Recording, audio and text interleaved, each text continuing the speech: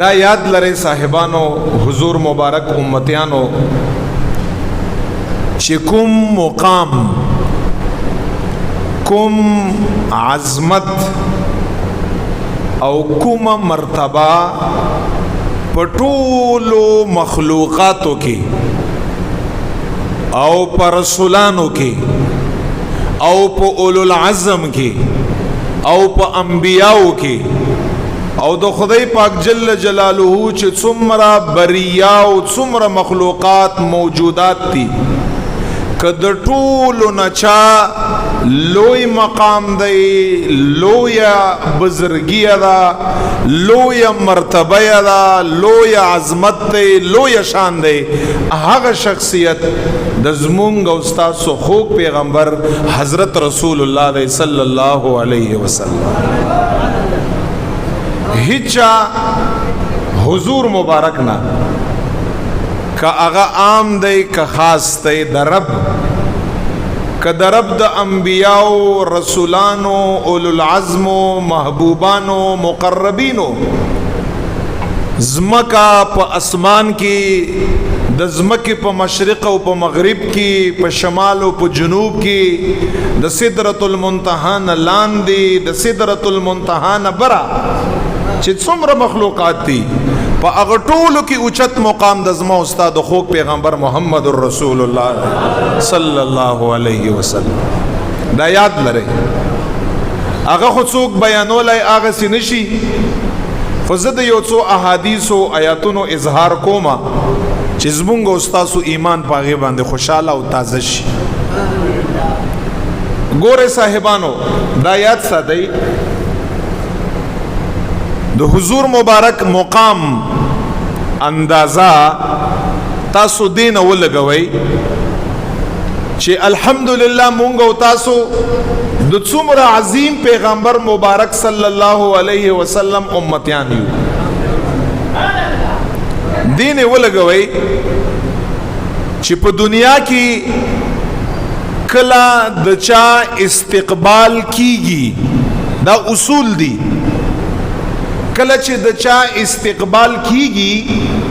هغه استقبال کون کوي کله کله چې د چا استقبال کیږي هغه نه په مرتبه کې لاندې کمی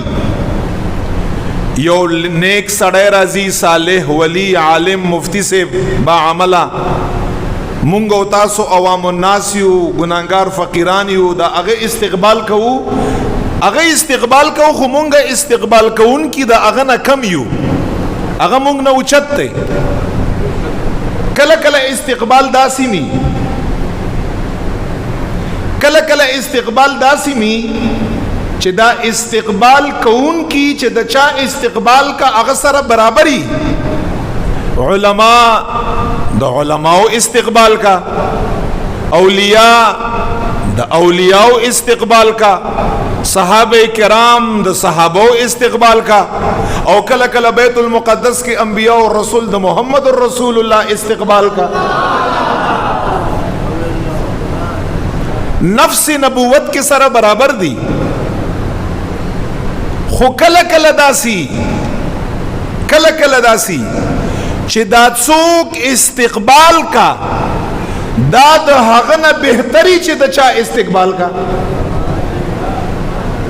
مثال کے طور پہ چې څوک راځي د هغه استقبال کیږي خلق ورته ولاړي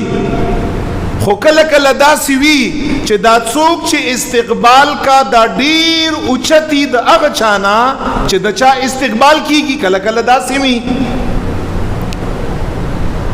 دا غي مثال زه حدیث کې در کومه ولرب لا یزال پشپد معراج باندې د سدرۃ المنتهى نه بر رسول الله مبارک په استقبال کې نو زما رب جل جلاله زما د محبوب علیہ الصلوۃ والسلام استقبال کړی دی کله کله داسې می چې څوک استقبال کا هغه اوچتي خو خبر ارتدل تکوما نقطه چې ارته بیانوم هغه دادا چې د ملما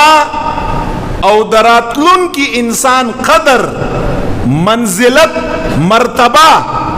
اغي پته کله لګي چې ډیره اوچته ده اغي پته الله لګي چې استقبال یا داسې څوک وکړي چې د دنه بهتري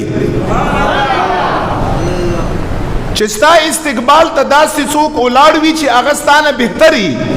دا د دې خبرې دلیل دی چې ته د مرتبه والا یې ته د مرتبه والا یې تم شان والا یې تم عظمت والا یې او ته د دې پروتوکول لایق ځکه درکې اسخه څوک شاله نه ور کوي دا د دې خبرې دلیل دی